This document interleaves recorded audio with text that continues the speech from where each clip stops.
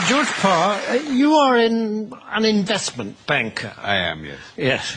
And as such, you have your fingers right on the pulse of the financial market. Yeah, very much so, yes. And during the summer, there's been a great deal of turbulence and volatility in the market. Yes, tremendous. Yes, tremendous.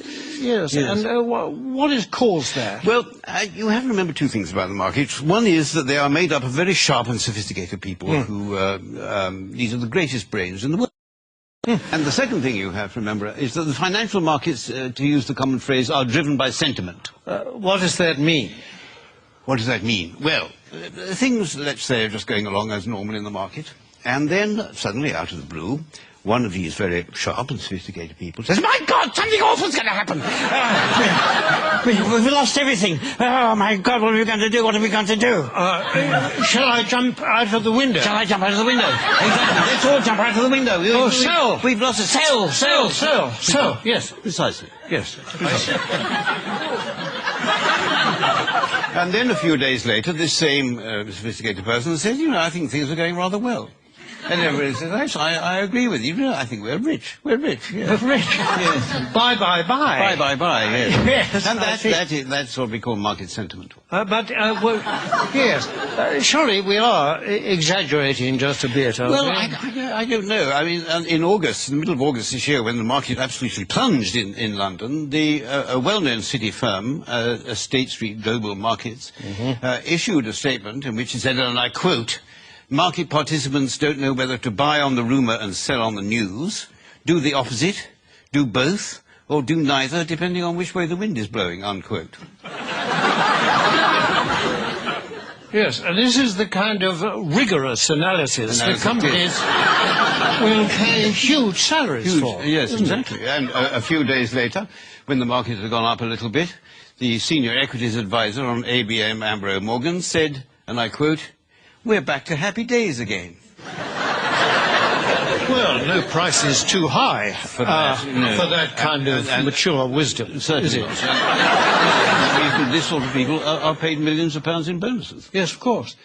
During this summer, there have been actual causes behind the volatility in the markets, haven't there? I mean, specifically and especially in America, granting vast numbers of mortgages to people who can't afford them on properties which are diminishing in value. It's the so-called subprime situation, yes. The subprime market. Yes. How does that work, in fact? Well, imagine, if you can, say, an unemployed black man sitting on a crumbling porch somewhere in Alabama in his string vest, and a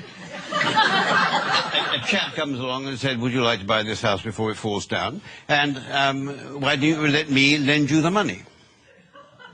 And is this chap who says this, is he a banker? Oh, no. He's a mortgage salesman. His income depends entirely on the number of mortgages that he can arrange. So his judgment to arrange mortgages is completely objective? Completely objective, yes, absolutely. Yes. And what happens next? Well, then this debt, this mortgage, is taken, bought by a bank and packaged together on Wall Street with a lot of other similar debts. Without going into much detail about what is actually... Without going into any detail, no, it's far too boring. And so this is put into a package of debt, and then it's moved on to Wall Street, and it's extraordinary what happens then, that somehow this package of dodgy debts stops being a package of dodgy debts and starts being what we call a structured investment vehicle.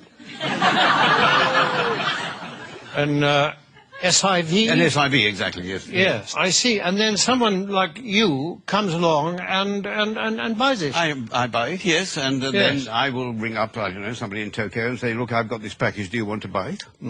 And they say, "What's in it?" And I say, "I haven't got the faintest idea." And they say, "How much do you want for it?" And I say, $100 million. And then they say, "Fine, that's it." And that's the market. And presumably this package, I mean, that kind of thing can happen several times to the same package. Possibly, yes. And every time it does, of course, then you, or someone like you, will get a fee and a markup. And a profit, yes. And so well, you can't expect us to do it for nothing. It's hard work being...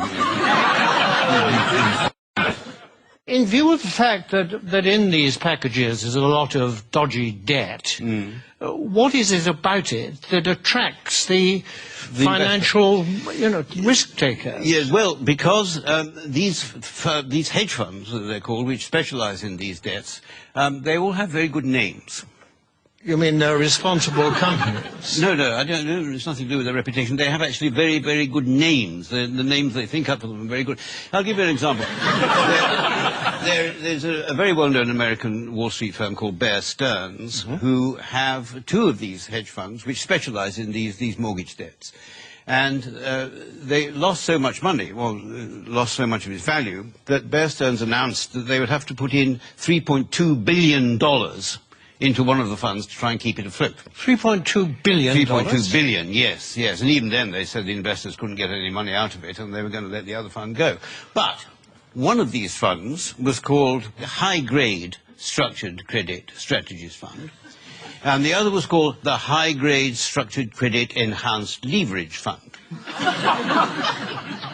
Well, that sounds very good. That's good, isn't it? It sounds very trustworthy. Actually, this is the magic of the market. What started off as lending a few $1,000s to an unemployed black man in a string vest has become a high-grade structured credit enhanced leverage fund. I like the sound of it. It is good. Well, it sounds very trustworthy. I mean, it's got good words in it. It's got words like high. High is good. High is good. Yes. Better than low, anyway, isn't it? Yes, absolutely. And structured is another good word. Very good. Enhanced is... I love enhanced. Enhanced is very good. I mean, I'd buy anything if it said enhanced. Absolutely, yes. Yes. It might have been different if it said the unemployed black man in the string vest fund, but yes, because then alarm bells might start to ring. But despite these very plausible names, surely the reality is that the people that lent all this money have been incredibly stupid. Oh, no. The reality is that what was stupid is at some point somebody asked how much money these houses were actually worth.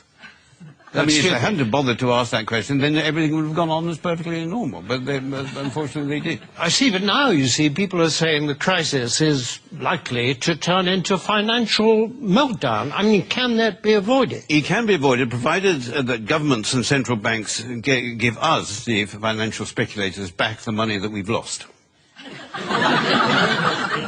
But isn't that rewarding greed and stupidity? No. It's rewarding what the Prime Minister Gordon Brown called the ingenuity of the markets. That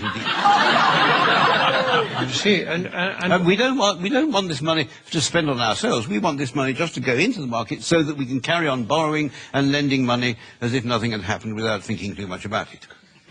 Yes, but if the worst came to the worst and you didn't get this money, what then?